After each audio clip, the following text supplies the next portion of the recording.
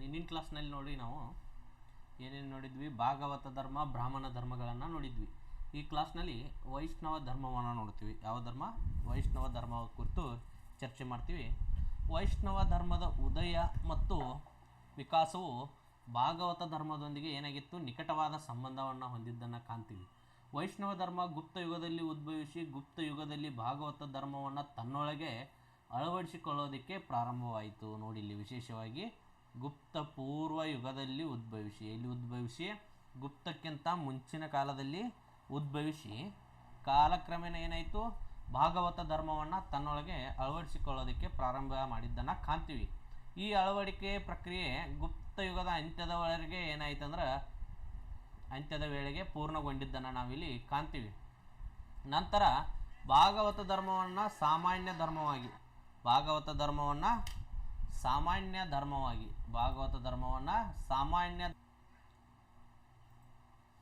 ಹೇಳಿದ್ದೆ, ಎಲ್ಲಿ ಗುಪ್ತ ಯುಗದ ಅಂತ್ಯದ ವೇಳೆಗೆ ಪೂರ್ಣಗೊಂಡಿತು. ನಂತರ ಭಾಗವತ ಧರ್ಮವನ್ನು ಸಾಮಾನ್ಯವಾಗಿ ವೈಷ್ಣವ ಧರ್ಮವೆಂದೇ ಏನು ಮಾಡಿದ್ರು, ಗುರ್ಸಕ್ಕೆ ಸ್ಟಾರ್ಟ್ ಮಾಡಿದರು. ವೈಷ್ಣವ ಧರ್ಮವೆಂದೇ ಕರೆಯೋಕ್ಕೆ ಸ್ಟಾರ್ಟ್ ಮಾಡಿದರು. ಯಾಕಂದರೆ ಅದರಲ್ಲಿ ಏನಾಯ್ತು ಅಂದರೆ, ಉತ್ತರ ವೈದಿಕ ಕಾಲದಲ್ಲಿ ವಿಷ್ಣು ತತ್ವದ ಪ್ರಾಬಲ್ಯ ಹೆಚ್ಚಿತ್ತು. ಯಾವುದರಲ್ಲಿ? ಈ ವೈಷ್ಣವ ಧರ್ಮದಲ್ಲಿ. ಆತನ ಅವತಾರಗಳ ಮೇಲೆ ಈ ಸಿದ್ಧಾಂತ ಹೆಚ್ಚಿನ ಮಹತ್ವವನ್ನು ಪಡೆದುಕೊಂಡಿದ್ದರಿಂದ ವೈಷ್ಣವ ಧರ್ಮನೂ ಕೂಡ ಏನಾಯಿತು ಅಂದ್ರೆ ಭಾಗವತ ಧರ್ಮದೊಂದಿಗೆ ವಿಲೀನ ಆಗಿರೋದನ್ನು ಕಾಣ್ತೀವಿ. ಜೊತೆಗೆ ಕ್ರಿಸ್ತಪೂರ್ವ 2ನೇ ಶತಮಾನಕ್ಕಿಂತ ಮುಂಚೆನೇ ಈ ವಿಲೀನ ಸಂಯೋಜನೆ ಅನ್ನೋದು ನಡೆದಿರಬಹುದು ಅಂತ ಹೇಳಿ ಗುರುತಿಸಿದ್ದಾರೆ. ಯಾಕಂದ್ರೆ ಬೆಸ್ನಾಗರದ ಕಂಬ ಶಾಸನ ಐತ್ಲ, ವಿದಿಶಾ ಶಾಸನ ಅಂತ ಹೇಳಿದ್ದೇನೆ ಇದನ್ನು ಆಲ್ರೆಡಿ. ಬೆಸ್ನಾಗರದ ಕಂಬ ಶಾಸನದಾಗ ಏನು ಮಾಡ್ತಾನಂದ್ರೆ, ಗ್ರೀಕ್ ರಾಯಭಾರಿಯಾದಂಥ ಹೆಲಿಯೋಡರಸ್ ದೇವರ ದೇವನಾದ ಅಂತ ಪದ ಬಳಸ್ತಾನೆ. ಅಲ್ಲಿ ವಾಸುದೇವನ ಭಕ್ತನಾಗಿದ್ದ ಅವನು. ಹಾಗಾಗಿ ವಾಸುದೇವ ಪ್ರತಿಪಾದಿಸಿದ ಭಾಗವತ ಧರ್ಮದಲ್ಲಿ ಸೌರ ಅಂಶಗಳಿದ್ವು. ಹಾಗಾಗಿ ವೈಷ್ಣವ ಧರ್ಮವಾಗಿ ಆ ಭಾಗವತ ಧರ್ಮ ಈ ಹಂತಕ್ಕಿಂತ ಮುಂಚೆನೇ ಏನಾಗಿತ್ತಂದ್ರೆ ಸಂಯೋಜನೆಗೊಂಡಿರುವುದನ್ನು ಕಾಣ್ತೀವಿ. ಜೊತೆಗೆ ವಿಷ್ಣು ಪ್ರಮುಖ ದೇವತೆಯಾಗಿ ಬೆಳೀತಕ್ಕಂತಹ ಈ ಪಂಥದಲ್ಲಿ ಕೆಲವು ಏನಾಗ್ತಾವೆ ಅಂದ್ರೆ, ಋಗ್ವೇದದಲ್ಲಿ ಭಗ ಅಂದ್ರೆ ಐಶ್ವರ್ಯದ ಅಧಿಪತಿ ಅಂತ ಹೇಳಿ ವರುಣನೊಂದಿಗೆ ಗುರುತಿಸಿದ್ದಾರೆ. ಜೊತೆಗೆ ಈ ವಿಷ್ಣುವಿನನ್ನು ನಂತರ ಏನು ಮಾಡಿದಾರೆ ಅಂದ್ರೆ ಪ್ರತ್ಯೇಕವಾಗಿ ಗುರುತಿಸಿರೋದನ್ನು ಕಾಣ್ತೀವಿ. ಬ್ರಾಹ್ಮಣ ಗ್ರಂಥಗಳೆಲ್ಲ ವಿಷ್ಣುವನ್ನು ಯಜ್ಞದ ವ್ಯಕ್ತೀಕರಣ ಅಂದರೆ ವಿಶ್ವ ಪುರುಷನೊಂದಿಗೆ ಏನು ಮಾಡ್ತಾವೆ ಅಂದ್ರೆ ಸಮೀಕರಿಸಿದ್ದನ್ನು ಕಾಣ್ತೀವಿ. ವಿಶ್ವಪುರುಷರು ಯಜ್ಞಮಯ ಅಂಗ ವಿಚ್ಛೇದನೆಯಿಂದಲೇ ಏನು ಮಾಡಿದ್ರು ಅಂದ್ರೆ ಸೃಷ್ಟಿ ಉದ್ಭವಿಸಿತ್ತು ಅನ್ನೋ ಕಲ್ಪನೆಯಲ್ಲಿದ್ದನ್ನು ನಾವು ಕಾಣ್ತೀವಿ. ಇನ್ನು ವೈಷ್ಣವ ಪಂಥ ಮತ್ತು ಭಾಗವತರು ಗೊತ್ತಾಯ್ತು ನಿಮಗೆ. ಭಾಗವತ ನೋಡಿದಿರಿ. ಇಲ್ಲಿ ಭಾಗವತ ಪಾಂಚರಾತ್ರ ಪಂಥಗಳು ಆರಂಭದಲ್ಲಿ ವಿಭಿನ್ನವಾಗಿದ್ವು. ಪಂಚರಾತರು ಅಂದ್ರೆ ದೈವೀಕರಿಸಲ್ಪಟ್ಟಂತಹ ಋಷಿ ನಾರಾಯಣನ ಪೂಜೆ ಮಾಡ್ತಿದ್ರು. ಭಾಗವತರು ದೈವೀಕರಿಸಲ್ಪಟ್ಟ ವೃಷ್ಣಿವೀರನಾದ ವಾಸುದೇವನನ್ನು ಪೂಜೆ ಮಾಡ್ತಿದ್ರು.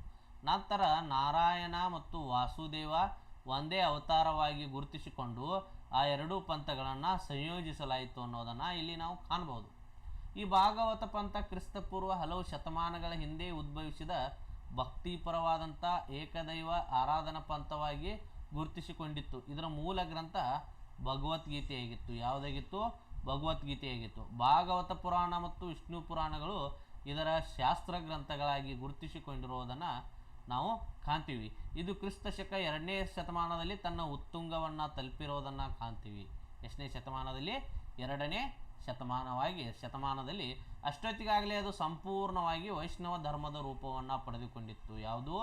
ಭಾಗವತ ಧರ್ಮ ಸಂಪೂರ್ಣವಾಗಿ ವೈಷ್ಣವ ಧರ್ಮದ ರೂಪವನ್ನು ಪಡೆದುಕೊಂಡಿತ್ತು. ಇನ್ನು ಪಂಚರಾತ್ರಗಳು ಅಂತ ಹೇಳಿ ಬರ್ತಾವೆ. ಅಂಥವ್ರೆ ಪಂಚರಾತ್ರಗಳು ಅಂದರೆ ಪಂಚರಾತ್ರಗಳನ್ನು ಸಾಮಾನ್ಯವಾಗಿ ಪಂಚರಾತ್ರ ಆಗಮ ಅಂತ ಕರಿತೀವಿ. ನಿಮ್ಮ ಪಂಚರಾತ್ರಗಳು ಅಂದ್ರೆ ಇವು 5 nights ಅಂತ ಅಲ್ಲ ಅರ್ಥ. ನೀವು ಹಂಗೆ ಇಲ್ಲರೆ ಕಲ್ಪನೆ ಮಾಡ್ಕೊಂಡಿರ್ಬೇಕು. 5 nights ಅತ್ತೆ ಇದೇ ಬೇರೆ. ಪಂಚರಾತ್ರ ಆಗಮ ಅಂತ ಹೇಳ್ತಿರ್ತೀವಿ. ಪಂಚರಾತ್ರ ಎಂಬ ಪದಕ್ಕೆ 5 ರಾತ್ರಿ ಎಂಬ ಅರ್ಥವಿದ್ದರೂ ನಿಖರ ಮಹತ್ವವಾದ ಸ್ಪಷ್ಟವಾದಂತಹ ಗುರುತು ಕಂಡು ಬಂದಿಲ್ಲ. ನೀವು ತಿಳ್ಕೊಂಡಂತಹ 5 nights ಅಲ್ಲ.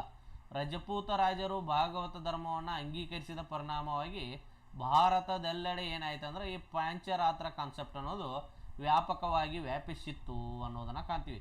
ದಕ್ಷಿಣ ಭಾರತದಲ್ಲಿ ವಿಶೇಷವಾಗಿ ತಮಿಳುನಾಡಿನಲ್ಲಿ ಭಾಗವತ ಚಳವಳಿಯನ್ನು 12ನೇ ಶತಮಾನದಲ್ಲಿ ಆಳ್ವಾರರು ಏನು ಮಾಡಿದ್ರು ಅಂದ್ರೆ ಪ್ರಾರಂಭ ಮಾಡಿದರು. ಅವರಿಂದ ವ್ಯಾಪಕವಾಗಿ ಅದು ತಮಿಳುನಾಡಿನಾದ್ಯಂತ ದಕ್ಷಿಣ ಭಾರತದಾದ್ಯಂತ ಹರಡಿಕೊಂಡಿತು.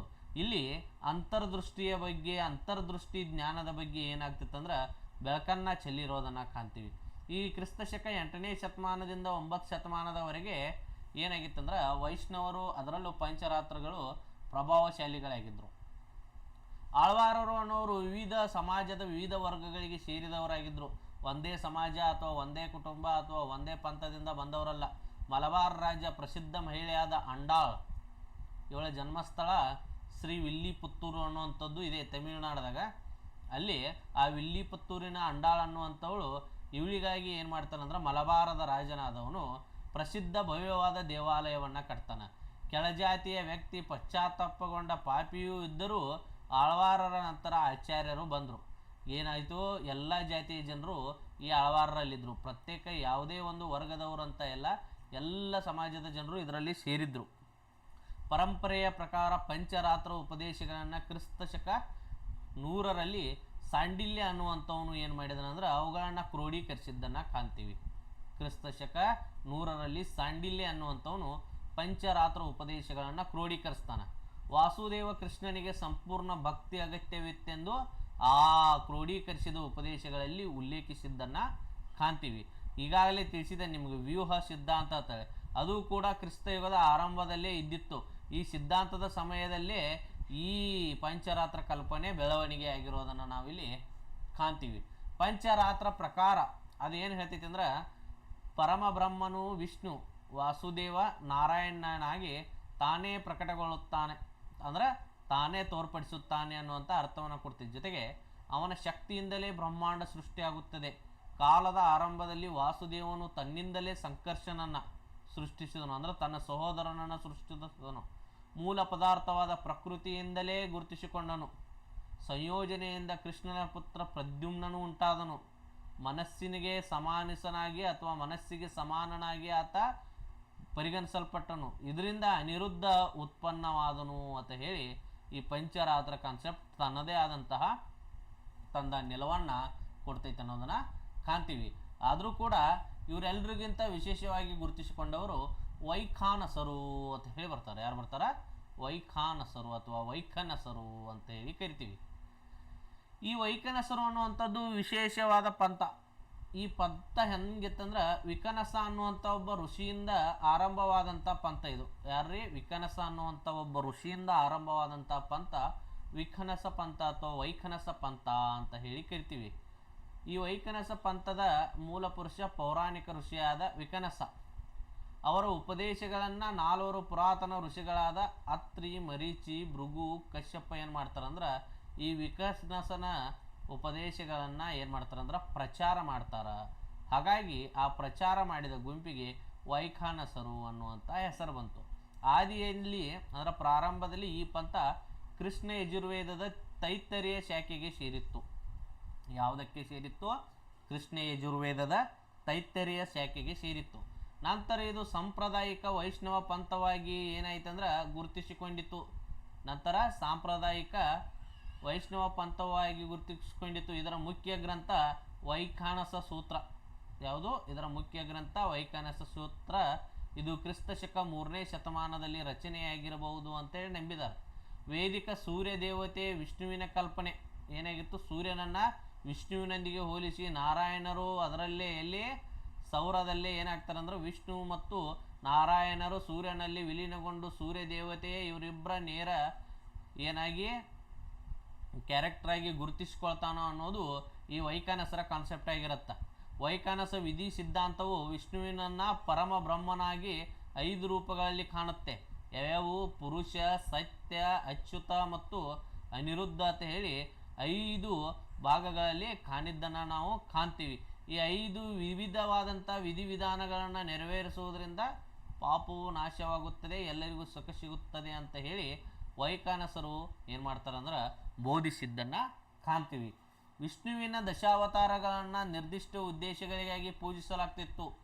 ಈ ಪಂಥದಲ್ಲಿ ಮೂರ್ತಿ ಪೂಜೆ ಅನ್ನುವಂಥದ್ದು ಅತ್ಯಂತ ಪ್ರಮುಖವಾಗಿತ್ತು. ನೆನಪಿಟ್ಕೋರಿ, ಎಲ್ಲಿ? ವೈಖಾನಸರಲ್ಲಿ ಎಂಥ ಪೂಜೆ? ಮೂರ್ತಿ ಪೂಜೆ. ಹಿಂದಿನ ಇದರಲ್ಲಿ ವ್ಯಕ್ತಿ ಪೂಜೆ ಇತ್ತು, ಇಲ್ಲಿ ಮೂರ್ತಿ ಪೂಜೆ ಇತ್ತು. ಅದು ಸಂಕೇತಾತ್ಮಕ ವೈದಿಕ ವಿಧಿವಿಧಾನದ ಅಭಿವೃದ್ಧಿ ಎಂದು ಹೇಳಲಾಗುತ್ತದೆ. 10ನೇ ಶತಮಾನದ ವೇಳೆಗೆ ವೈಖಾನಸ ಪುರೋಹಿತರು ವೈಷ್ಣವ ದೇವಾಲಯಗಳ ನಿರ್ವಹಣೆಯನ್ನು ವಹಿಸಿಕೊಂಡರು. ಎಷ್ಟನೇ ಶತಮಾನದ ಹೊತ್ತಿಗೆ? 10ನೇ ಶತಮಾನದ ಹೊತ್ತಿಗೆ.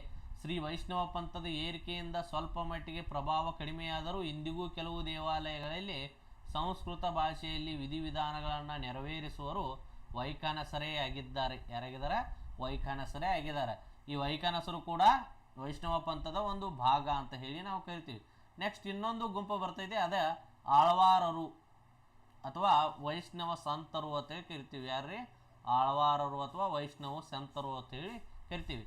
ಆಳ್ವಾರ ಎಂಬ ಪದದ ಅರ್ಥ ಆಳವಾಗಿ ಮುಳುಗಿದವನು ಎಂದರ್ಥ. ಏನ್ರಿ? ಆಳವಾಗಿ ಮುಳುಗಿದವನು ಎಂದರ್ಥ. ದೈವತ್ವದಲ್ಲಿ ಸಂಪೂರ್ಣವಾಗಿ ಲೀನರಾದವರು ಎಂದರ್ಥ. ಏನಂತಾರೆ? ದೈವತ್ವದಲ್ಲಿ ಸಂಪೂರ್ಣವಾಗಿ ಲೀನರಾದವರು ಎಂದರ್ಥ. ಒಟ್ಟು 12 ಆಳ್ವಾರರ ಭಕ್ತಿ ಗೀತೆಗಳನ್ನು 10ನೇ ಶತಮಾನದಲ್ಲಿ ನಾಥಮುನಿ ಎಂಬುವನು, ಯಾರ್ರಿ? ನಾಥಮುನಿ ಎಂಬುವನು ನಾಲಾಯಿರ್ ದಿವ್ಯ ಪ್ರಬಂಧಂ. ಯಾವ ಕೃತಿ? ನಾಲಾಯಿರ್ ದಿವ್ಯ ಪ್ರಬಂಧಂ ಅಂದ್ರೆ 4000 ಪವಿತ್ರ ಗೀತೆಗಳು ಎಂಬ ಹೆಸರಿನಲ್ಲಿ ಮೊಟ್ಟ ಮೊದಲ ಬಾರಿಗೆ ಕಲೆಕ್ಷನ್ ಮಾಡ್ತಾನ. ಯಾರ್ರಿ? ನಾಥಮುನಿ ಅನ್ನುವಂಥವ್ನು. ಎಷ್ಟು ಜನರದ್ರಿ? 12 ಭಕ್ತಿ ಆಳ್ವಾರರು. 12 ಆಳ್ವಾರರು. ಆಳ್ವಾರರ ಸಂಖ್ಯೆ ಎಷ್ಟ್ರಿ? 12. ಇವರ ಮೊದಲ ಗ್ರಂಥ ಯಾವುದ್ರಿ? ನಾಲಾಯಿರ್ ದಿವ್ಯ ಪ್ರಬಂಧಂ. ಯಾವುದು? ನಾಲಾಯಿರ್ ದಿವ್ಯ ಪ್ರಬಂಧಂ ಅನ್ನುವಂಥದ್ದು. ಯಾರ ಅದನ್ನು ರಚನೆ ಮಾಡಿದಾರ್ರಿ? ಕಲೆಕ್ಷನ್ ಸಂಗ್ರಹ ಮಾಡಿದಾರು ನಾಥಮುನಿ ಅಂತವನು. 10ನೇ ಶತಮಾನ. ಇದು ವೈಷ್ಣವ ಧರ್ಮದ ಸಾಂಪ್ರದಾಯಿಕ ಸೈದ್ಧಾಂತಿಕ ಗ್ರಂಥವಾಗಿದೆ. ಇದು ವೈಷ್ಣವ ಸಂಪ್ರದಾಯದ ಮುಖ್ಯ ಗ್ರಂಥ. ಆಳ್ವಾರರ ಮೊದಲ ಪ್ರಮುಖ ಜೀವನ ಚರಿತ್ರ ಗ್ರಂಥವು 12ನೇ ಶತಮಾನದ ಗರುಡ ವಾಹನ ಪಂಡಿತ ರಚಿಸಿದಂತಹ ದಿವ್ಯ ಸೂರಿ ಚರಿತಂ. ಯಾವುದ್ರಿ? ದಿವ್ಯ ಸೂರಿ ಚರಿತಂ ಅನ್ನುವಂಥದ್ದು 12ನೇ ಶತಮಾನದಲ್ಲಿ ಗರುಡ ವಾಹನ ಪಂಡಿತ ರಚನೆ ಮಾಡ್ತಾರ. ಇದು ಆಳ್ವಾರರಿಗೆ ಸಂಬಂಧಿಸಿದ ಮೊಟ್ಟ ಮೊದಲ ಜೀವನ ಚರಿತ್ರೆ ಗ್ರಂಥವಾಗಿದೆ. ಆಳ್ವಾರರು ಭಕ್ತಿಯಲ್ಲಿ ದೇವರು ಮತ್ತು ಭಕ್ತನ ನಡುವಿನ ಸಂಬಂಧವನ್ನು ಹೆಚ್ಚಾಗಿ ಪ್ರೇಮಿ ಪ್ರೇಯಸಿ ಸಂಬಂಧದ ರೂಪದಲ್ಲಿ ವ್ಯಕ್ತಪಡಿಸಿದ್ದಾರೆ. ಯಾವ ರೂಪದಲ್ಲಿ? ಪ್ರೇಮಿ ಪ್ರೇಯಸಿಯ ರೂಪದಲ್ಲಿ ವ್ಯಕ್ತಪಡಿಸಿದ್ದಾರೆ. ಕೆಲವೊಮ್ಮೆ ತಾಯಿ ಮಗು ಸಂಬಂಧವ ರೂಪಕವನ್ನು ಕೂಡ ಬಳಸ್ಕೊಂಡಾರ. ಏನು ಮಾಡಿದಾರ? ಕೆಲವೊಮ್ಮೆ ತಾಯಿ ಮಗನ ಸಂಬಂಧದ ರೂಪಕಗಳನ್ನು ಬಳಸ್ಕೊಂಡಾರ. ಒಟ್ಟಾರೆಯಾಗಿ ದೇವನಿಗೆ ಭಕ್ತನಿಗೆ ಸಾಮಾನ್ಯವಾಗಿ ಅಸಾಧಾರಣವಾದಂತಹ ಪರಿಗಣಿಸಲ್ಪಟ್ಟ ಯಜ್ಞ ಯಾಗಾದಿ ಕೃತ್ಯಗಳನ್ನೆಲ್ಲ ಬದಿಗೊತ್ತಿ ಕೇವಲ ಪ್ರೇಮದಿಂದಲೇ ಏನು ಮಾಡಿದಾರೆ ಅಂದ್ರೆ ದೇವನಲ್ಲಿ ಲೀನನಾಗಬಹುದು ಅನ್ನುವಂಥ ಒಂದು ವಿಶೇಷ ಕಾನ್ಸೆಪ್ಟನ್ನು ಇಟ್ಕೊಂಡು ಬಂದವರು ಯಾರಂದ್ರೆ ಆಳ್ವಾರರು. ತಿರುವಂತಾತಿ ಅನ್ನುವಂಥ ಒಂದು ಕೃತಿಯಲ್ಲಿ ಪೌರಾಣಿಕ ಉಲ್ಲೇಖಗಳನ್ನು ವಿಶ್ಲೇಷಿಸಿ ಇದು ಆಳ್ವಾರರ ಭಕ್ತಿಯ ಅತ್ಯಂತ ಪ್ರಾಚೀನ ಹಂತವನ್ನು ಪ್ರತಿನಿಧಿಸುತ್ತದೆ. ಯಾವ ಗ್ರಂಥ? ತಿರುವಂತಾತಿ. ಇದರಲ್ಲಿ ಉಲ್ಲೇಖಿಸಿದಂತಹ ವಿಷಯ ಹೆಂಗಿತ್ತಂದ್ರೆ ಈ ಆಳ್ವಾರರ ಪ್ರಾರಂಭಿಕ ಹಂತದಾಗಿರ್ತಕ್ಕಂತಹ ಸಮಾಜ ಮತ್ತು ಅವರ ಭಕ್ತಿ, ಅವರಲ್ಲಿರ್ತಕ್ಕಂತಹ ವಿಶೇಷವಾದಂತಹ ಧಾರ್ಮಿಕ ವ್ಯವಸ್ಥೆಯ ಕುರಿತು ತಿರುವಂತಾತಿ ಬೆಳಕು ಚೆಲ್ತೈತಿ. ಯಾವ್ದು ಚೆಲ್ತೈತಿ? ತಿರುವಂತಾತಿ. ತಿರುವಂತಾತಿ ಕೃತಿ ಟೈಮ್ದಾಗ ಆಳ್ವಾರರು ಪ್ರಾರಂಭಿಕ ಹಂತದಾಗಿದ್ದರು ಅಂತೇಳಿ ಹೇಳಿದ್ದಾರೆ. ಆ ಟೈಮ್ದಲ್ಲಿ ಏನೇನು ಮಾಡ್ತಿದ್ರು? ಕೃಷ್ಣ ಅವತಾರದ ಮಹತ್ವವನ್ನು ಒತ್ತಿ ಹೇಳ್ತಿದ್ರು. ಭಕ್ತರು ದೇವರಿಗೆ ಸೇವೆ ಸಲ್ಲಿಸ್ತಿದ್ರು, ಪೂಜಿಸ್ತಿದ್ರು, ಸುತ್ತುತ್ತಿದ್ರು, ದೇವಾಲಯಗಳಲ್ಲಿ ದೇವರಿಗೆ ಸುತ್ತಿದ್ರು, ಅಲಂಕರಿಸುವುದು ಇತ್ಯಾದಿಗಳನ್ನು ತಿರುವಂತಾತಿ ಗ್ರಂಥದಲ್ಲಿ ವಿವರಿಸಲಾಗಿದೆ. ಜೊತೆಗೆ ದೇವಾಲಯದ ಸಂದರ್ಭದಲ್ಲಿ ಕೃಷ್ಣನ ಮೂರ್ತಿಯ ವಿಧಿಪೂರ್ವಕ ಆರಾಧನೆ ನಡೆಯುತ್ತೆಂದು ಸ್ಪಷ್ಟವಾಗಿ ನಮೂದಿಸಲಾಗಿದೆ. ಏನಾಗ್ತಿತ್ತು? ಕೃಷ್ಣನ ಮೂರ್ತಿಯ ವಿಧಿಪೂರ್ವಕ ಆರಾಧನೆ ನಡೀತಿತ್ತು ಅನ್ನೋದನ್ನು ತಿಳಿಸಿದ್ದಾರೆ. ಜೊತೆಗೆ ದೇವರು ಭಕ್ತನೊಳಗೆ ನೆಲೆಸಿರುವನು ಎಂಬ ಕಲ್ಪನೆಗಳು ಕೂಡ ಎಲ್ಲಿ ಆಳ್ವಾರರಲ್ಲಿ ಕಂಡುಬರ್ತಾವ. ಅಂದ್ರೆ ಭಕ್ತನೇ ದೇವರನ್ನ ಏನು ಮಾಡಿದಾನ? ನೆಲೆಗೊಳಿಸಿದಾನ. ಭಕ್ತನಿಂದ ಭಕ್ತನ ಪ್ರೀತಿ ಮತ್ತು ಭಕ್ತನ ದೇವರ ಮೇಲಿನ ಆರಾಧನೆ ದೇವರನ್ನ ಅಥವಾ ದೇವರ ಶಕ್ತಿಯನ್ನು ಇಮ್ಮಡಿಗೊಳಿಸೈತಿ ಅನ್ನುವಂಥ ಕಲ್ಪನೆಯನ್ನು ಕೂಡ ಏನು ಮಾಡ್ತೈತಿ ಅಂದ್ರೆ ಈ ಆಳ್ವಾರರಲ್ಲಿ ಕಾಣ್ತೀವಿ. ಹರಡಿ ಅನ್ನುವಂಥ ಒಬ್ಬ ಇತಿಹಾಸಕಾರರ ಪ್ರಕಾರ ಆಳ್ವಾರರ ಚಟುವಟಿಕೆಗಳು ಭೌಗೋಳಿಕ ವ್ಯಾಪ್ತಿ ಎಲ್ಲಿಂದ ಹೊಂದಿದ್ವು ಅಂದ್ರೆ ವೆಂಕಟಂನಿಂದ ಕಾಂಚಿ ಪ್ರದೇಶದವರೆಗೆ ಅಥವಾ ವೆಂಕಟಂ ಕಾಂಚಿ ಪ್ರದೇಶದಿಂದ ತಮಿಳುನಾಡು ದಕ್ಷಿಣದ ಕೇರಳದವರೆಗೆ ವಿಸ್ತರಿಸಿತ್ತು. ಭೌಗೋಳಿಕ ವ್ಯಾಪ್ತಿ ಎಲ್ಲಿಂದ? ವೆಂಕಟಂ ಕಾಂಚಿಯಿಂದ ದಕ್ಷಿಣ ತಮಿಳುನಾಡು ಮತ್ತು ಕೇರಳದವರೆಗೆ ವಿಸ್ತರಿಸಿತ್ತು. ನಂತರ ಕರಾವಳಿ ಭಾಗದಾದ್ಯಂತ ವೆಂಕಟಂನಿಂದ ಕೊಟ್ಟಿಯೂರುವರೆಗೆ, ಎಲ್ಲಿವರೆಗೆ? ವೆಂಕಟಮ್ಮನಿಂದ ಕೊಟ್ಟಿಯೂರುವರೆಗೆ ಏನಾಗಿತ್ತಂದ್ರೆ ಕರಾವಳಿ ಭಾಗದಾದ್ಯಂತ ವ್ಯಾಪಿಸಿತ್ತು. ದೇವಸ್ಥಾನ ಜಾಲಗಳಿಗೆ ಸಂಪರ್ಕಗೊಂಡು ಕೊನೆಗೆ ಶ್ರೀರಂಗಂನಲ್ಲಿ ಕೇಂದ್ರೀಕೃತವಾಗಿತ್ತು.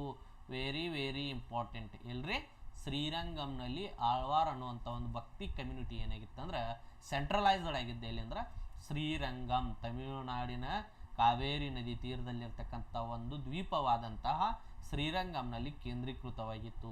ಈ ಭಕ್ತಿ ಪರಂಪರೆಯ ಬಾಹ್ಯ ಆಧಾರವನ್ನು 95 ದೇವಾಲಯಗಳು ಒದಗಿಸಿದವ. ಎಷ್ಟು ದೇವಾಲಯಗಳು? 95 ದೇವಾಲಯಗಳು ಒದಗಿಸಿದ್ದನ್ನು ನಾವಿಲ್ಲಿ ಕಾಣ್ತೀವಿ. ನಮ್ಮಾಳ್ವರು ಅನ್ನೋಂಥ ಪದವನ್ನು ಬಳಸ್ತಿದ್ರು ಆಳ್ವಾರರಿಗೆ. ಯಾವ ಆಳ್ವಾರರು? ನಮ್ಮಾಳ್ವರು. ನಮ್ಮಾಳ್ವರು ಬರೆದಂಥ ಕಾವ್ಯಗಳು ಹಳೆಯ ಕಾವ್ಯ ಶೈಲಿಯನ್ನು ಹೊಸ ಸಂಕೇತದೊಂದಿಗೆ ಏನು ಮಾಡಿದಾವೆ ಅಂದ್ರೆ ಬಳಸ್ಕೊಂಡಿದ್ದನ್ನು ಕಾಣ್ತೀವಿ. ಇಲ್ಲಿ ಭಕ್ತ ಮತ್ತು ದೇವರ ನಡುವಿನ ಸಂಬಂಧವನ್ನು ಪ್ರೇಮಿ ಪ್ರೇಯಸಿ ಸಂಬಂಧಕ್ಕೆ ಹೋಲಿಸಲಾಗಿದೆ. ಕೃಷ್ಣನ ಪೌರಾಣಿಕ ಕಥೆಗಳು ಅವನು ಗೋಪಿಯರೊಂದಿಗೆ ಇರುವ ಸಂಬಂಧವನ್ನು ವಿಶೇಷವಾಗಿ ಪಿನ್ನೈ ಎಂಬ ಗೋಪಿಯ ಉಲ್ಲೇಖವನ್ನು ಇಟ್ಕೊಂಡಾರ. ನೋಡ್ರಿ, ಆಳ್ವಾರರಲ್ಲಿ ಉಲ್ಲೇಖಿತಕ್ಕಂತಹ ಗೋಪಿ ಯಾರಂದ್ರೆ ಪಿನ್ನೈ. ಪಿನ್ನೈ ಎಂಬ ಗೋಪಿಯ ಉಲ್ಲೇಖ ಭಾವನಾತ್ಮಕ ಮತ್ತು ಶೃಂಗಾರಭರಿತ ಅಭಿವ್ಯಕ್ತಿಗೆ ಅನುವು ಮಾಡಿಕೊಟ್ಟಿರುವುದನ್ನು ಕಾಣ್ತೀವಿ. ಶೃಂಗಾರ ಭಾವದ ಅತ್ಯಂತ ಸ್ಪಷ್ಟ ಅಭಿವ್ಯಕ್ತಿ ಮಹಿಳಾ ಸಂತರಾದ ಕೊಡೈ ಅವರ ಕಾವ್ಯಗಳಲ್ಲಿ ಕಂಡುಬರ್ತಾವೆ. ನೋಡ್ರಿ, ಇವಳಿಗೂ ಕೊಡೈ ಅನ್ನುವಂಥ ಒಬ್ಬ ಮಹಿಳಾ ಸಂತ ಅವರ ಕಾವ್ಯಗಳಲ್ಲಿ ಕಂಡುಬರ್ತಾರೆ. ಅವರು ನಂತರ ಅಂಡಾಳ್ ಎಂದು ಪ್ರಸಿದ್ಧಿ ಪಡೆದಳು. ನೋಡ್ರಿ, ಏಕೈಕ ಮಹಿಳಾ. 12 ಜನ ಆಳ್ವಾರರಲ್ಲಿ ಏಕೈಕ ಮಹಿಳಾ ಆಳ್ವಾರ ಯಾರಂದ್ರೆ ಅವಳೇ ಅಂಡಾಳ್ ಅಥವಾ ಅಂದಾಳ್. ಇವಳನ್ನು ಮೊದಲಿಗೆ ಕೊಡೈ ಅಂತ ಕರಿತಿದ್ರು. ನಂತರ ಏನಾದಳು ಅಂದ್ರೆ ಅಂಡಾಳ್ ಎಂದು ಪ್ರಸಿದ್ಧಿ ಪಡೆದಳು. ಅಂಡಾಳ್ ಅಂದರೆ ಆಳುವವಳು ಎಂದರ್ಥ. ರೂಲರ್ಸ್ ಅಂತ ಕರಿತೇವಲ್ಲ, ಹಂಗೆ ಆಳುವವಳು ಎಂದ ಅರ್ಥ. ಅಂಡಾಳ್ ಅವರ ಕಾವ್ಯಗಳಲ್ಲಿ ದೇವರೊಂದಿಗೆ ಏಕತೆಯ ಆಕಾಂಕ್ಷೆ ಮತ್ತು ವಿಯೋಗದ ವ್ಯತಿಯನ್ನು ಎರಡನ್ನೂ ಕಟ್ಟಿಕೊಡುವಂಥ ಪ್ರಯತ್ನವನ್ನು ಯಾರು ಮಾಡಿದ್ದಾರೆ ಅಂದ್ರೆ ಅಂಡಾಳ್ ಮಾಡಿರೋದನ್ನು ಕಾಣ್ತೀವಿ. ಗುಪ್ತೋತ್ತರ ಕಾಲದಿಂದ ಕ್ರಿಸ್ತ ಶಕ 13ನೇ ಶತಮಾನದವರೆಗೆ ವೈಷ್ಣವ ಧರ್ಮದ ಇತಿಹಾಸ ಮುಖ್ಯವಾಗಿ ದಕ್ಷಿಣ ಭಾರತಕ್ಕೇನೆ ಏನಾಗಿತ್ತು ಅಂದರೆ ಸೀಮಿತವಾಗಿರೋದನ್ನು ಕಾಣ್ತೀವಿ. ದಕ್ಷಿಣ ಭಾರತದಲ್ಲಿ ವೈಷ್ಣವ ಸಂತರನ್ನು ಸಾಮಾನ್ಯವಾಗಿ ಏನಂತಿದ್ರು ಅಂದ್ರೆ ಆಳ್ವಾರರು ಎಂದು ಕರೆಯುತ್ತಿದ್ದರು. ಏನೆಂದು ಕರೆಯುತ್ತಿದ್ರು? ಆಳ್ವಾರು ಎಂದು ಕರೆಯುತ್ತಿದ್ದರು. ಏಕಚಿತ್ತ ಭಕ್ತಿಯಿಂದ ವಿಷ್ಣುವನನ್ನು ಆರಾಧಿಸುವಂತಹ ಬೋಧಿಸ್ತಕ್ಕಂಥ ಒಂದು ಕಮ್ಯುನಿಟಿ ಯಾವ್ದಾಗಿತ್ತು ಅಂದ್ರೆ ಆಳ್ವಾರರಾಗಿದ್ದರು. ತಮಿಳು ಭಾಷೆಯ ಭಕ್ತಿ ಗೀತೆಗಳನ್ನು ಒಟ್ಟಾಗಿ ಪ್ರಬಂಧ ಎಂದು ಅಥವಾ ಪ್ರಬಂಧಗಳು ಎಂದು ಕರೆಯಲಾಗುತ್ತದೆ. 12 ಆಳ್ವಾರರಲ್ಲಿ ನಮ್ಮಾಳ್ವಾರ್ ಮತ್ತು ತಿರುಮಳಿ ಸೈ ಆಳ್ವಾರರು ಅತ್ಯಂತ ಪ್ರಸಿದ್ಧರು. ಯಾರ್ಯಾರೇ? ನಮ್ಮಾಳ್ವಾರ್ ಮತ್ತು ತಿರುಮಳಿ ಸೈ ಅನ್ನುವಂಥವ್ರು ಪ್ರಸಿದ್ಧರು. ಇನ್ನು ಸ್ತ್ರೀಯರಲ್ಲಿ 12ರಲ್ಲಿ ಒಬ್ಬಕ್ಕೆ ಸ್ತ್ರೀ ಇದ್ರು. ಯಾರು? ಅವರ ಅಂಡಾಳ್ ಅಥವಾ ಕೊಡೈ ಅಂತ ಕರಿತಿದ್ರು. ಈ ಭಕ್ತಿ ಸಂತರು ವಿಭಿನ್ನ ಸಾಮಾಜಿಕ ಹಿನ್ನೆಲೆಗಳಿಂದ ಬಂದವರು. 2/3 ಮಂದಿ ಬ್ರಾಹ್ಮಣರಾಗಿದ್ದರು. ಪ್ರಮುಖ ಸಂತರಲ್ಲಿ ಕೆಲವರು ಇವರೇ. ಆದರೆ ಇತರ ವರ್ಗದವರು ಇದ್ದರು. ರಾಜರು, ಸಣ್ಣ ನಾಯಕರು, ನಾಗರಿಕರು, ಸೈನಿಕ ಅಧಿಕಾರಿಗಳು, ವ್ಯಾಪಾರಿಗಳು, ಭೂಸ್ವಾಮಿಗಳು. ಈ ಸಂತರಲ್ಲಿ ಗೋವುಗಾರ, ದೋಬಿ, ನೇಗಾರ, ಕುಂಬಾರ, ಮದ್ಯ ತಯಾರಿಕ, ಬೇಟೆಗಾರ, ಮೀನುಗಾರ ಹಾಗೂ ದಾರಿ ಕಳ್ಳರು ಕೂಡ ಏನಾಗಿದ್ರು ಅಂದ್ರೆ ಈ ಸಂತರಲ್ಲಿ ಇದ್ದದ್ದನ್ನು ನಾವು ಕಾಣ್ಬೋದು. ವೈಷ್ಣವ ಸಂತ ತಿರುಪ್ಪಾನ್ ಆಳ್ವಾರ್. ವೈಷ್ಣವ ಸಂತ ತಿರುಪ್ಪಾನ್ ಆಳ್ವಾರ್ ಎಂಬಾತ ಅಸ್ಪೃಶ್ಯನಾಗಿದ್ದ. ನೋಡ್ರಿ, ವೆರಿ ಇಂಪಾರ್ಟೆಂಟ್. ಇಂಥವ ಕ್ವಶನ್ ಬರ್ತಾವೆ ನಿಮಗೆ. ಯಾವ ವೈಷ್ಣವ ಸಂತ, ಯಾವ ಆಳ್ವಾರ್ ಸಂತ ಅಸ್ಪೃಶ್ಯನಾಗಿದ್ದ ಅಂತ ಹೇಳಿ ಕ್ವಶನ್ ಬರ್ತೈತಿ. ವೈಷ್ಣವ ಸಂತ ತಿರುಪ್ಪಾನ ಆಳ್ವಾರ್ ಅನ್ನುವಂಥವನು ಅಸ್ಪೃಶ್ಯನಾಗಿದ್ದ. ತಿರುಪ್ಪಣ್ಣ ಆಳ್ವಾರ್ ಶ್ರೀರಂಗದಲ್ಲಿ ವಿಷ್ಣುವನ್ನ ಕಾಣಬೇಕೆಂದು ತೀವ್ರವಾಗಿ ಆಶಿಸಿದ್ದನು. ಅವನ ಜೀವನ ಕಥೆಯ ಪ್ರಕಾರ ದೇವರು ಒಂದು ಬ್ರಾಹ್ಮಣ ಪೂಜಾರಿಯ ಕನಸಿನಲ್ಲಿ ಕಾಣಿಸಿಕೊಂಡನು. ತಿರುಪ್ಪಾಣ್ಣನ್ನು ತನ್ನ ಭುಜದ ಮೇಲೆ ಎತ್ತಿಕೊಂಡು ಒಳಗಿನ ಗರ್ಭಗುಡಿಯವರೆಗೆ ಕರೆದುಕೊಂಡು ಹೋಗುವಂತೆ ಆದೇಶಿಸಿದನು.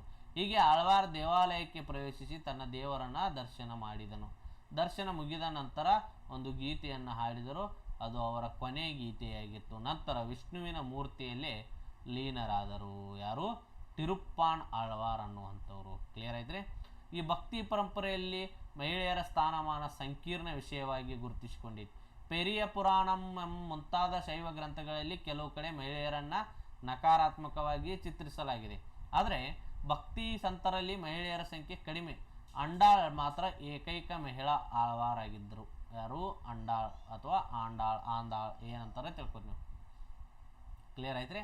ಇದಿಷ್ಟು ಏನ್ರಿ ಆಳ್ವಾರರು. ಇನ್ನು ಆಳ್ವಾರರ ನಂತರ ಆಚಾರ್ಯರು ಅಂತ ಬಂದರು, ಅಂದ್ರೆ ಗುರುಗಳು ಅಂತ ಬಂದರು. ಅವರಲ್ಲಿ ಪ್ರಾರಂಭಿಕ ಮಹಾನ್ ಆಚಾರ್ಯ ರಾಮಾನುಜಾಚಾರ್ಯ. ಯಾರೇ ರಾಮಾನುಜಾಚಾರ್ಯ. ಈ ರಾಮಾನುಜಾಚಾರ್ಯ ಬಗ್ಗೆ ಬಂದಾಗ ಪ್ರತ್ಯೇಕ ಹೇಳ್ತಾನೆ ಅದನ್ನು ಕ್ಲಾಸಲ್ಲಿ ಬೇರೆ. ಈಗ ಈ ಆಳ್ವಾರ ವಿಷಯದಾಗ ವೈಷ್ಣವ ಪಂಥದಾಗ ಬಂದಾರ ಅವರು ರಾಮಾನುಜಾಚಾರ್ಯ. ಮತ್ತೊಬ್ಬ ಪ್ರಾರಂಭಿಕ ಆಚಾರ್ಯ ಯಮುನಾಚಾರ್ಯ. ಇವರೆಲ್ಲ ಸೇರಿ ವಿಶಿಷ್ಟಾದ್ವೈತ ಸಿದ್ಧಾಂತಕ್ಕೆ ಏನು ಮಾಡಿದ್ರು, ಬೆಂಬಲ ಕೊಟ್ಟರು. ವಿಶಿಷ್ಟಾದ್ವೈತ ಸಿದ್ಧಾಂತ ರಾಮಾನುಜಾಚಾರ್ಯ ಮಾಡಿದ್ರು, ಯಮುನಾಚಾರ್ಯರು ಅದಕ್ಕೆ ಬೆಂಬಲ ಕೊಟ್ಟರು, ಅಭಿವೃದ್ಧಿಪಡಿಸಿದ್ರು. ಇವೆಲ್ಲವೂ ಉಪನಿಷತ್ತುಗಳ ಕೆಲವು ತತ್ವಗಳ ಆಧಾರದ ಮೇಲೆ ಏನಾಗಿದ್ದು ಅಂದರೆ ನಿಂತಿದ್ದು.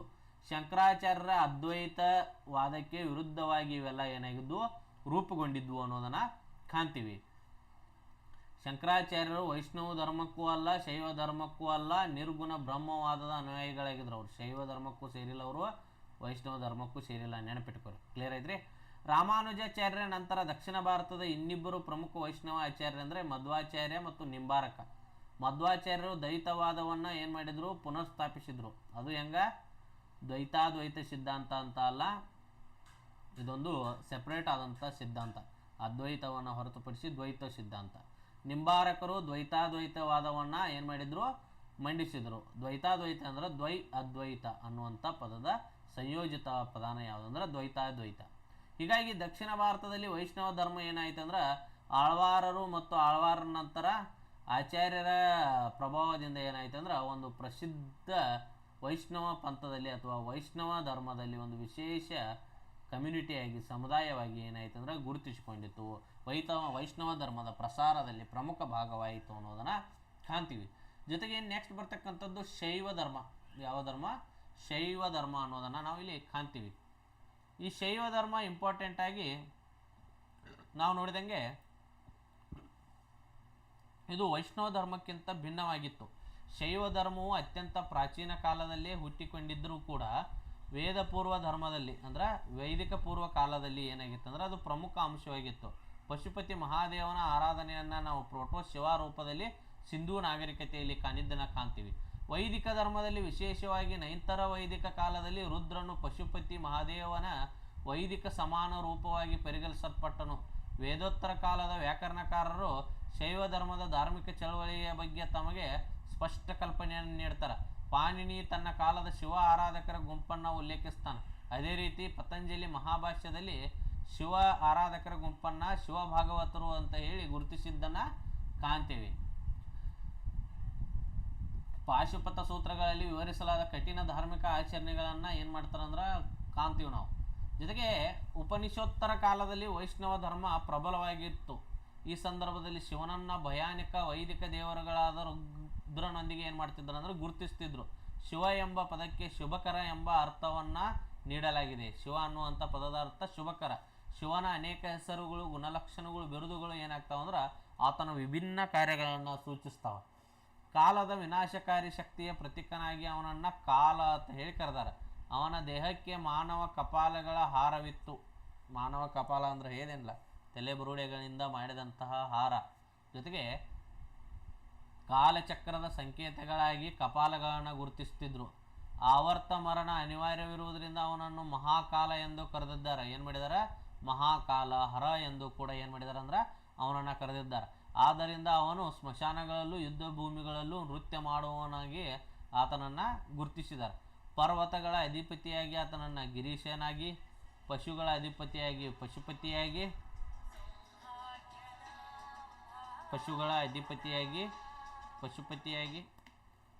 ಹಲೋ ಕ್ಲಾಸ್ ಮಾಡತನಗೆ ಪ್ರಯತ್ನ ಹಾಕ್ತಾನೆ. ಪಶುಗಳ ಪಶುಪತಿಯಾಗಿ ಬೇಟೆ, ಯುದ್ಧ ಮತ್ತು ರೋಗಗಳಿಂದ ಜೀವನಾಶವನ್ನು ಸೂಚಿಸ್ತೈತಿ. ಜೊತೆಗೆ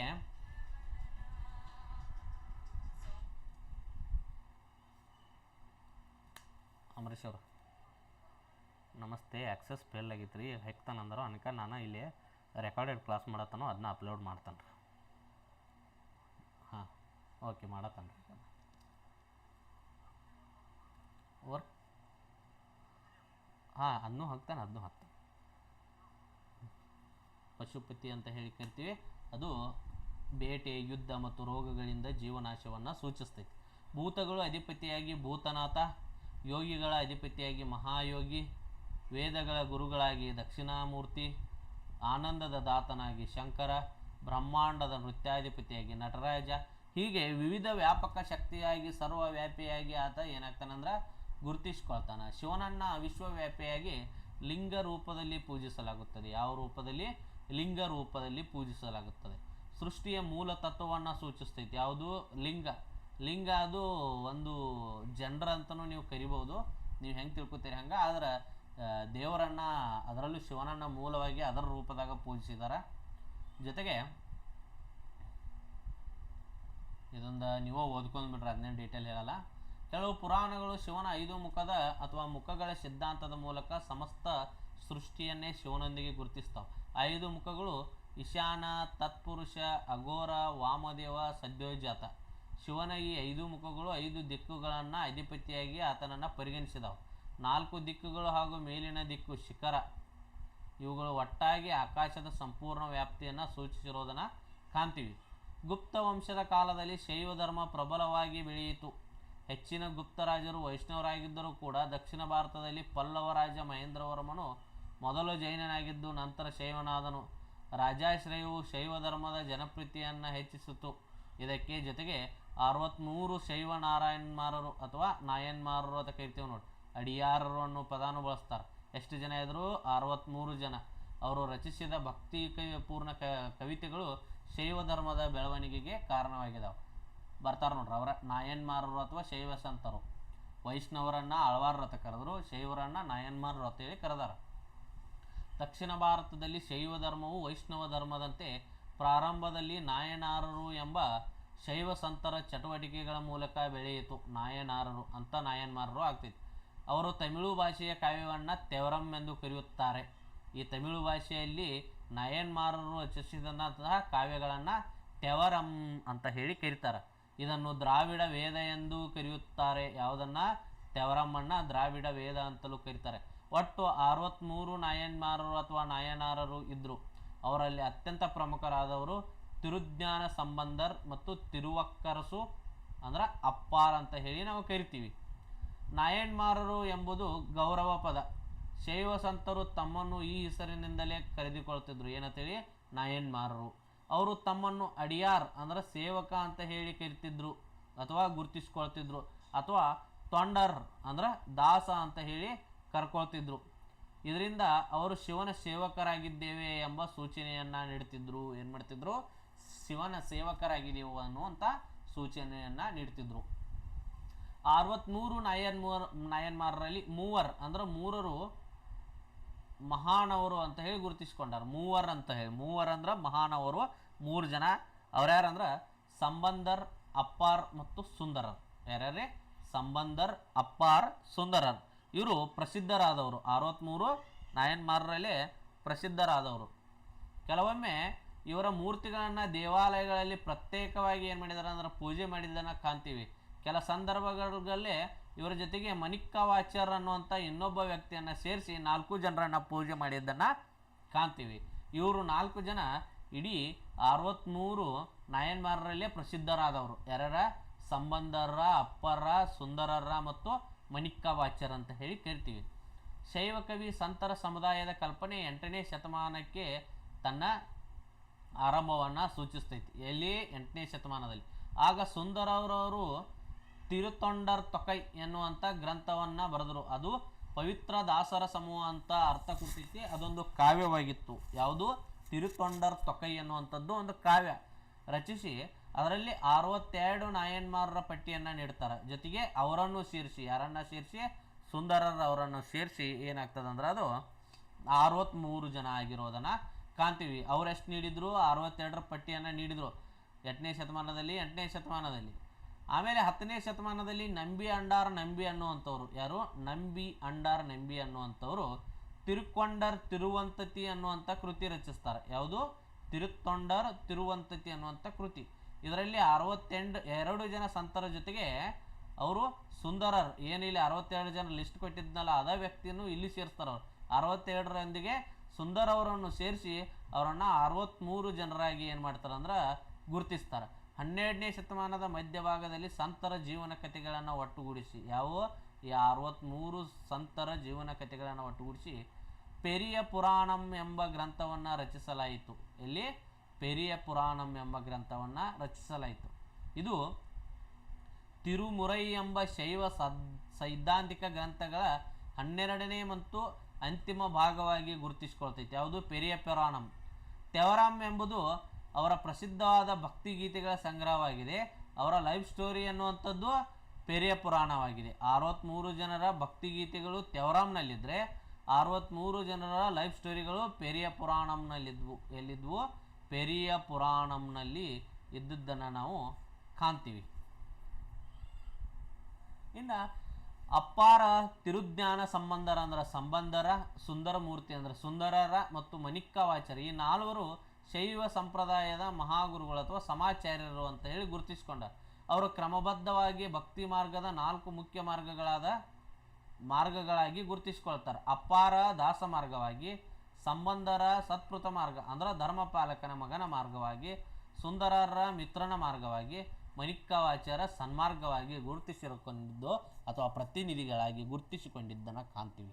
ಈ 4 ದೈವ ಸ್ಫೂರ್ತಿಯುಳ್ಳ ಸಂತರು, ದೈವ ಪುರುಷರಾಗಿದ್ದು ಅಪಾರ ಭಕ್ತಿ ಕಾವ್ಯಗಳ ಮೂಲಕ ದೇಶಾದ್ಯಂತ ಭಕ್ತಿಯ ಅಲೆಯನ್ನೇ ಹರಡಿಸಿ ಜನಮನಗಳಲ್ಲಿ ಆಧ್ಯಾತ್ಮಿಕ ಒಲವನ್ನು ಮೂಡಿಸಿ ಶೈವ ಸಂಪ್ರದಾಯವನ್ನು ದಕ್ಷಿಣ ಭಾರತದಲ್ಲಿ ಇಮ್ಮಡಿಗೊಳಿಸಿದಂತಹ ಕೀರ್ತಿ ಯಾರಿಗೆ ಸಲ್ತೈತೆ ಅಂದರೆ ಈ 4 ಜನರಿಗೆ ಸೇರ್ತೈತೆ.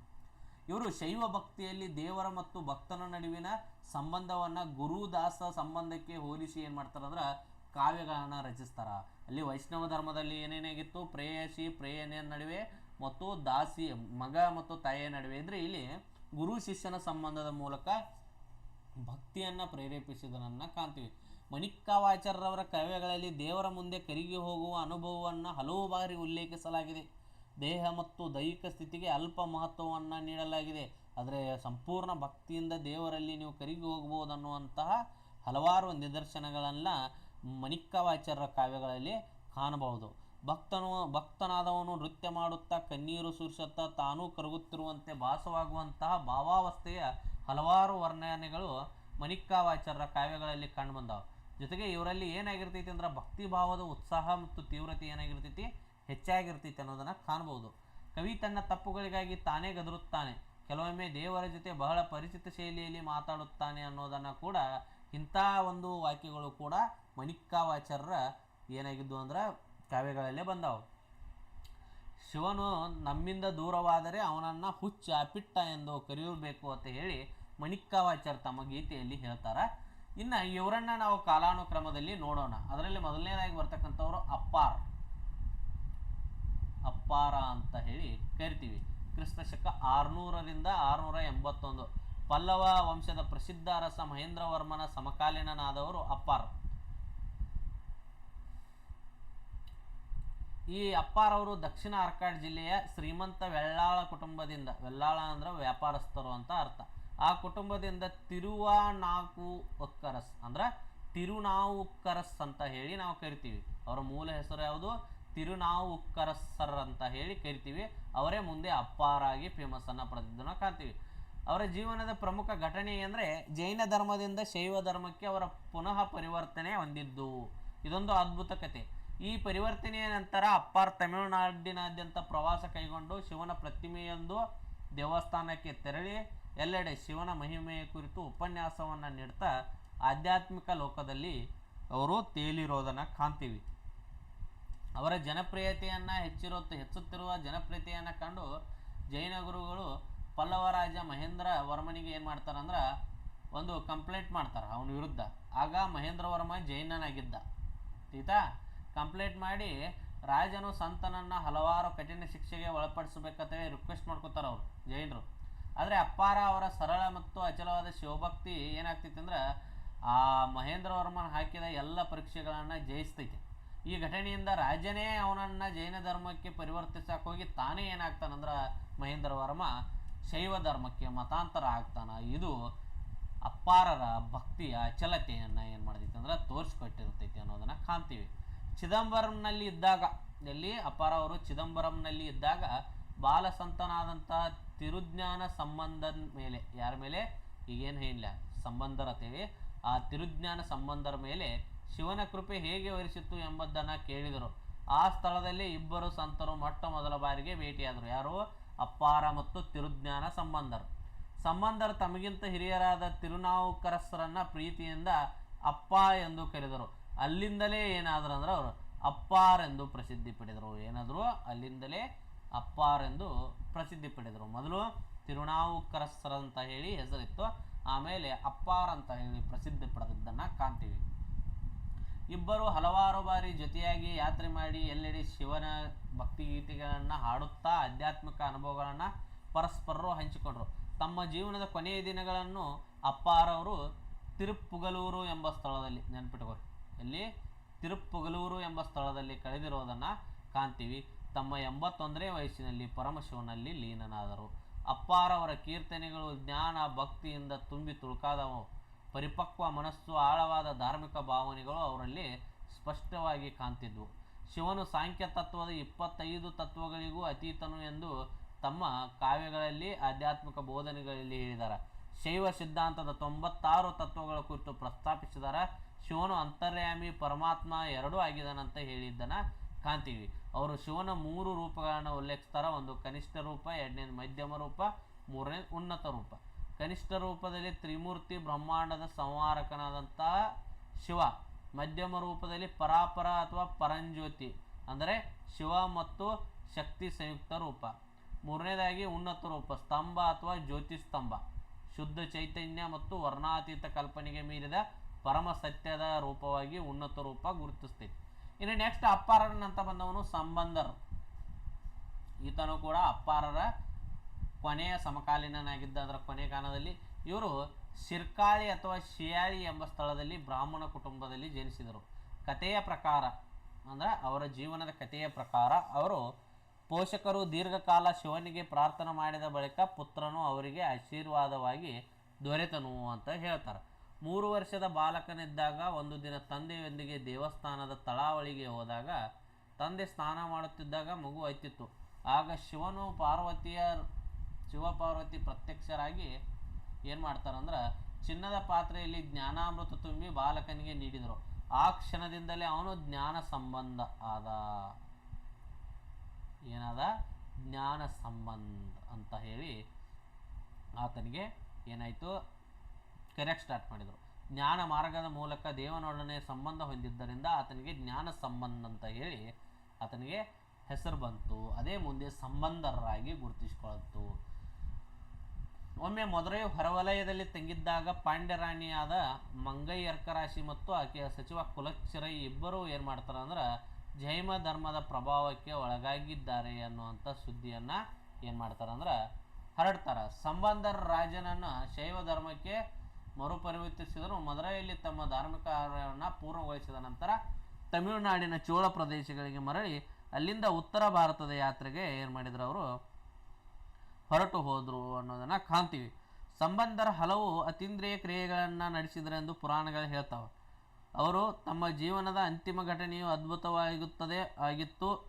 ಅಂದಿನ ವೇಳೆಗೆ ಕೇವಲ 16 ವರ್ಷದವರಾಗಿದ್ದರು ಅವರು. ಯಾವಾಗ? ತಮ್ಮ ಕೊನೆಯ ಟೈಮ್ದಾಗ ವಿವಾಹಕ್ಕೆ ಒಪ್ಪಂದವೂ ಆಗಿತ್ತು, ವಧುವನ್ನು ಆಯ್ಕೆಯೂ ಮಾಡಲಾಗಿತ್ತು. ಆದರೆ ಮದುವೆಯ ವಿಧಿ ಪೂರ್ಣಗೊಳ್ಳುವ ಮುನ್ನವೇ ಅವರು ತಮ್ಮ ವಧುವಿನೊಂದಿಗೆ ನಲ್ಲೂರು ಪೆರಮಣಂ ದೇವಸ್ಥಾನಕ್ಕೆ ತೆರಳಿ ದೇವನ ಕೃಪೆಯಿಂದ ಉಗಮಿಸಿದ ದೈವಿಕ ಜ್ಯೋತಿಯಲ್ಲಿ ಇಬ್ಬರೂ ಅನುಯಾಯಿಗಳೊಡನೆ ಲೀನರಾದರು. ಎಷ್ಟನೇ ವಯಸ್ಸಿನಲ್ಲಿ? 16ನೇ ವಯಸ್ಸಿನಲ್ಲಿ.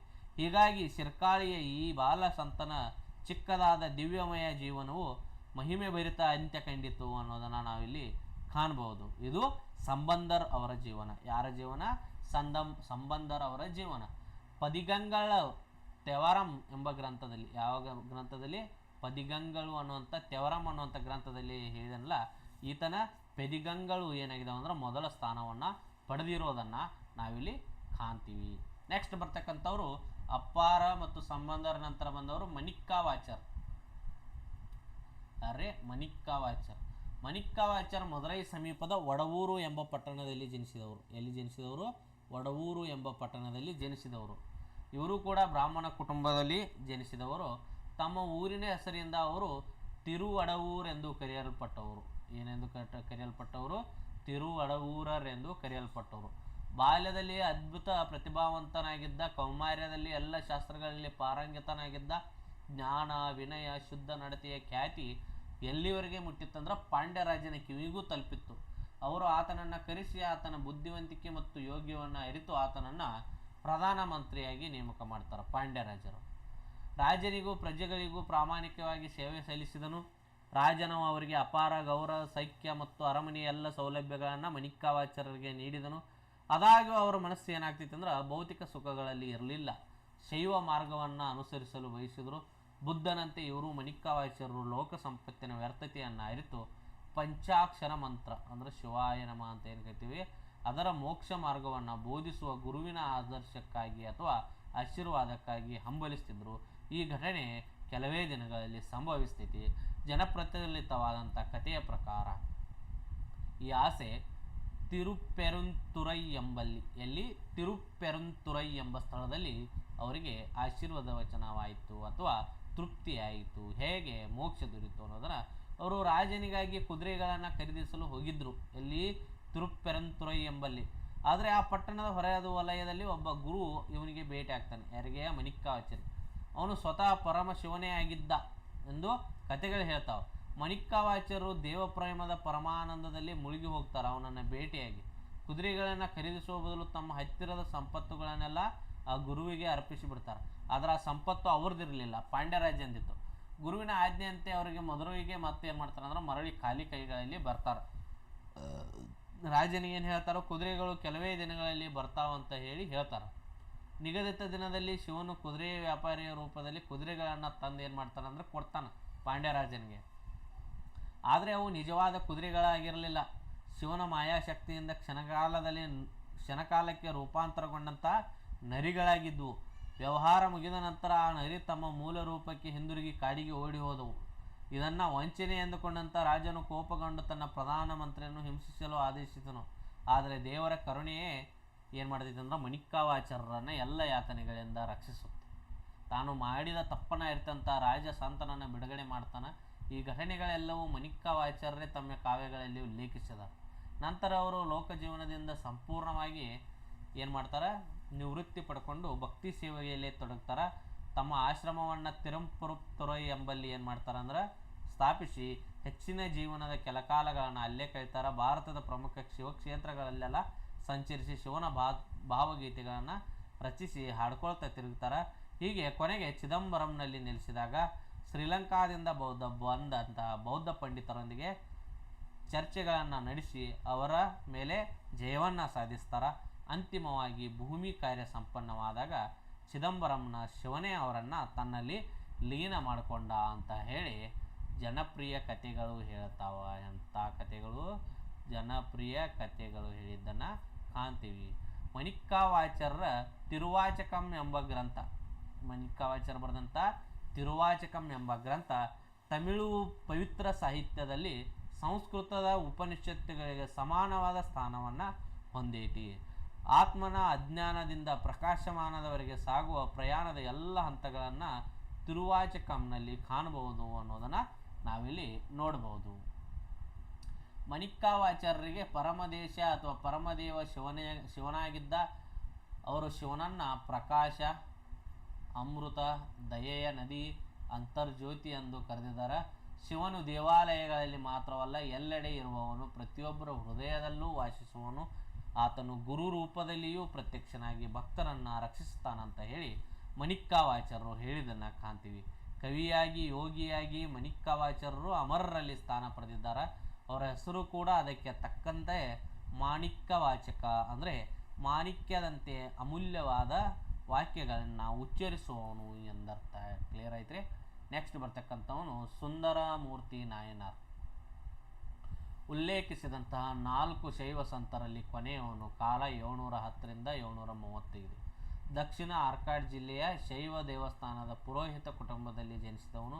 ವಿವಾಹದ ಮುನ್ನಾ ದಿನದಂದು ಶಿವನು ವೃದ್ಧ ಬ್ರಾಹ್ಮಣ ರೂಪದಲ್ಲಿ ಪ್ರತ್ಯಕ್ಷನಾಗಿ ನೀನು ನನ್ನ ಸೇವಕ ಎಂದು ಹೇಳಿ ವಿವಾಹವನ್ನು ತಡೆದನು ಅಂತ ಹೇಳಿ ನಿಜ ಸ್ವರೂಪವು ಪರಮಶಿವನೆಂದು ತಿಳಿದು ಸುಂದರರು ಏನಾದರಂದ್ರೆ ಭಕ್ತ ಸಂತರಾದರು ಅಂತ ಹೇಳಿ ಪ್ರಸಿದ್ಧ ಕಥೆಗಳಲ್ಲಿ ಕಾಣಬಹುದು. ಅವರು ಸ್ಥಳದಿಂದ ಸ್ಥಳಕ್ಕೆ ಸಂಚರಿಸುತ್ತಾ ಶಿವಭಕ್ತಿಗಳನ್ನು ಕೀರ್ತನೆಗಳನ್ನು ಹಾಡುತ್ತಾ ಒಂದು ಬಿಟ್ಟು 2 ವಿವಾಹಗಳನ್ನ ಮಾಡ್ಕೋತಾರೆ. ಅವರು ತಡೆದ್ರು ಕೂಡ ಮಾಡ್ಕೋತಾರೆ, ಅವ್ರದ್ದು ಮೆಚ್ಚಬೇಕಾ. ಮತ್ತು ನಂತರ ದೃಷ್ಟಿ ಮತ್ತು ಶಿವಕೃಪೆ ಎರಡಕ್ಕೂ ಒಳಗಾಗ್ತಾರೆ. ಆದರೆ ಕೆಲವು ಕಾಲದ ಬಳಿಕ ಶಿವನ ಕೃಪೆಯಿಂದ ದೃಷ್ಟಿಯ ಭಕ್ತಿಯು ಮರುಸ್ಥಾಪಿಸಲ್ಪಡ್ತೈತಿ. ನೋಡ್ರಿ, ಮದುವೆ ಮಾಡ್ಕೊಂಡ್ರಿಂದ ದೃಷ್ಟಿ ಕಳ್ಕೊತಾರ. ಆಮೇಲೆ ಅವರ ಶಿವನ ಭಕ್ತಿ ಅಚರವಾದ್ದರಿಂದ ಏನಾಗ್ತೈತಿ ಅಂದ್ರೆ ಮತ್ತೆ ದೃಷ್ಟಿ ಮರುಸ್ಥಾಪಿಸಲ್ಪಡ್ತಾವ. ಅವರು ಕೇರಳದ ರಾಜ ಚೇರಮಾನ್ ಪೇರಮಾನ ಆತ್ಮೀಯ ಸ್ನೇಹಿತರಾಗಿದ್ದರು. ತಿರುವಂಜಿಕಳಂನಲ್ಲಿ ರಾಜನೊಡನೆ ವಾಸಿಸುತ್ತಿದ್ದಾಗಲೇ ಕೊನೆಯುಸಿರೆಳೆದರು. ಯಾರು? ಸುಂದರಮೂರ್ತಿ ನಾಯನಾರ್. ಸುಂದರಮೂರ್ತಿ ಅವರ ಗೀತೆಗಳು ಸಖಾಮಾರ್ಗ ಅಂದರೆ ದೇವನನ್ನ ಸ್ನೇಹಿತನಾಗಿ ಕಾಣುವ ಭಾವನೆಯ ಉದಾಹರಣೆಗಳಾಗಿ ರೂಪುಗೊಂಡವ. ದೇವನೊಡನೆ ಇರುವ ಆತ್ಮೀಯತೆಯೇ ಅವರ ಭಕ್ತಿಯ ತೀವ್ರತೆಯನ್ನು ಕಡಿಮೆ ಮಾಡಲಿಲ್ಲ. ಅಪ್ಪಾರ್, ಸಂಬಂಧಾರ್, ಮಾಣಿಕ್ಯವಾಚಕರ್ ಇವರೆಲ್ಲ ಸೇರಿ ತಮಿಳುನಾಡಿನಲ್ಲಿ ಶೈವ ಭಕ್ತಿಯ ಧಾರ್ಮಿಕ ಚೇತನವನ್ನು ರೂಪಿಸಿ ಶೈವ ಪುನರುಜ್ಜೀವನದ ಯುಗದ ಶ್ರೇಷ್ಠ ನಾಯಕರಾಗಿ ಗುರುತಿಸಿಕೊಂಡಿದ್ದನ್ನು ಕಾಣ್ತೀವಿ. ಶೈವ ಸಂತನಾದ ನಂದನಾರ್ ನೋಡ್ರಿ, ಈತ ಅಸ್ಪೃಶ್ಯನಾಗಿದ್ದ. ನಂದನಾರ್ ಅವರು ತಾಳವಾದ್ಯಗಳಿಗೆ ಬೇಕಾದ ಚರ್ಮ ಮತ್ತು ತಂತಿವಾದ್ಯಗಳಿಗೆ ಬೇಕಾದ ನಾರು ತಯಾರಿಸಲು ಪ್ರಾಣಿಗಳನ್ನು ಕೊಂದು ಜೀವನೋಪಾಯ ಸಾಗಿಸುತ್ತಿದ್ದರು. ಯಾರು? ನಂದನಾರ್. ಇಲ್ಲಿಯೂ ಕೂಡ ಎಲ್ಲ ರೀತಿಯ ಜನ ಇದ್ದರು. ಗೋವುಗಾರರು, ಧೋಬಿ, ನೇಗಾರ, ಕುಂಬಾರ, ಮದ್ಯ ತಯಾರಿಕ, ಬೇಟೆಗಾರ, ಮೀನುಗಾರ, ಒಟ್ಟಾರೆಯಾಗಿ 63 ಜನ ಇದ್ದರು. ಕ್ಲಿಯರ್ ಆಯ್ತ್ರಿ? ಅದರಲ್ಲಿ ನಂದನಾರ್ ಏನಾಗಿದ್ರು ಅಂದ್ರೆ ಅಸ್ಪೃಶ್ಯರಾಗಿದ್ದರು ಅನ್ನೋದನ್ನ ಕಾಣ್ತೀವಿ. ಅವರ ಜೀವನ ಕಥೆಯ ಪ್ರಕಾರ ಚಿದಂಬರಂ ದೇವಾಲಯದ ಪೂಜಾರಿಗಳಿಗೆ ದೇವಾಲಯದ ಮುಂದೆ ಬೆಂಕಿ ಹಚ್ಚುವಂತೆ ಆದೇಶಿಸಿದನು. ಆ ಬೆಂಕಿಯ ಮಧ್ಯದಿಂದ ನಂದನಾರ್ ಯಾವುದೇ ಹಾನಿಯಿಲ್ಲದೆ ಹಾದು ಹೋದನು. ತನ್ನ ದೇವರನ್ನು ಕಾಣಬೇಕೆಂಬ ಆತನ ತೀವ್ರ ಆಸೆ, ಅಚಲವಾದ ನಂಬಿಕೆ ಇವೆಲ್ಲವೂ ಆತನನ್ನು ಏನು ಮಾಡೋದು ಅಂದ್ರೆ ಆ ಬೆಂಕಿಯಿಂದ ಕೊನೆಗೊಳಿಸಿದವು ಅಂತ ಹೇಳ್ತಾರೆ. ಭಕ್ತಿ ಪರಂಪರೆಯಲ್ಲಿ ಮಹಿಳೆಯರ ಸ್ಥಾನಮಾನವು ಸಂಕೀರ್ಣ ವಿಷಯವಾಗೈತಿ. ನಾಯನ್ಮಾರರಲ್ಲಿ 3 ಮಹಿಳೆಯರು ಪ್ರಸಿದ್ಧರು. ಕಾರೈಕಾಲ್ ಅಮ್ಮಯ್ಯಾರ್, ಮಂಗಯ್ಯರ್ಕರ್ ಸಿಯಾರ್, ಇಸೈನಿಯಾರ್. ಅಲ್ಲಿ ಅಂಡಾಳಿದ್ರು, ಎಲ್ಲಿ? ಆಳ್ವಾರಲ್ಲಿ. ಇಲ್ಲಿ ಕಾರೈಕಾಲ್ ಅಮ್ಮಯ್ಯಾರ್, ಮಂಗಯ್ಯರ್ಕ ಸರಿಯಾರ್ ಮತ್ತು ಇಸೈನಿಯಾರ್ ಅನ್ನುವಂಥ 3 ಭಕ್ತಿ ಸಂತರು ಎಂಥವರು ನಾಯನ್ಮಾರರು ಏನಾಗಿದೆ ಅಂದರೆ ಗುರುತಿಸಿಕೊಂಡಿರೋದನ್ನು ಕಾಣ್ತೀವಿ. ಇನ್ನು ಶೈವ ಆಚಾರ್ಯರು ಮತ್ತು ಗುರುಗಳು ಅಂತ ಕರಿತೀವಿ. ಯಾರೀ? ಶೈವ ಆಚಾರ್ಯರು, ಗುರುಗಳು. ನಾಯನಾರರು ಪ್ರಚಾರ ಮಾಡಿದ ಭಾವನಾತ್ಮಕ ಶೈವ ಧರ್ಮಕ್ಕೆ ತಾತ್ವಿಕ ಬೆಂಬಲವನ್ನು ಅನೇಕ ಶೈವ ಪಂಡಿತರು, ಆಚಾರ್ಯರು ನೀಡಿದರು. ಅವರು ಆಗಮಾಂತ, ಶುದ್ಧ ದೈವ, ವೀರಶೈವ ಮೊದಲಾದ ಶೈವ ಚಳವಳಿಗಳೊಂದಿಗೆ ಸಂಬಂಧ ಹೊಂದಿದ್ರು. ಆಗಮಾಂತರು ತಮ್ಮ ತತ್ವಗಳನ್ನು ಮುಖ್ಯವಾಗಿ 28 ಆಗಮಗಳ ಆಧಾರದ ಮೇಲೆ ವಿವರಿಸಿದರು.